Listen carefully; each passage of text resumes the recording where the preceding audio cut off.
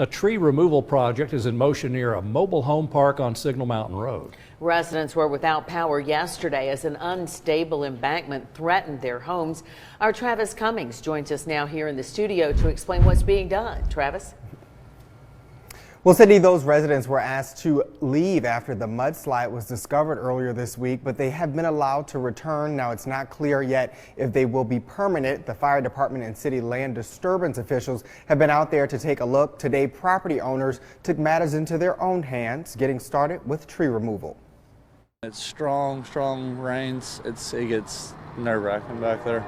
Residents in Edmonds properties could be evacuating their homes in 20 days after falling trees and a small mudslide became a threat to their mobile home community this week. It gives us a chance to, get our things and find a place to live because we didn't know what to do if we had to get out that day.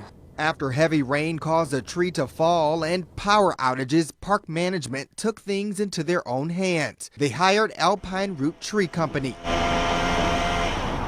And we're just removing anything that could potentially shift or fall in strong winds or weather that could damage either the lines or the trailer park there. We asked the tree service if there's anything that could have been done historically or structurally to avoid the damage. So when a bunch of rains come, it just depends on the slope grade and a bunch of different variables that come into play. So it's hard to say that anything could have been done to prevent this in the past. They say when tackling a project on a slope like this one, there's several factors that come into play. Unstable ground up there, and we're climbing up and we're putting extra weight leaning towards that area, so we're really just having to watch the base of the tree and if it's breathing or not, and then just all the vines and overgrowth up there, we're trying to mitigate that because that deters the way that the trees fall when we cut them. Mills says his company's goal is to leave the land as high as possible so that there's still a root system in place. It's kind of a double-edged sword because you want the trees there to hold the ground in, but then you don't want it to be too close to the trailer park and fall and maybe hurt or injure somebody.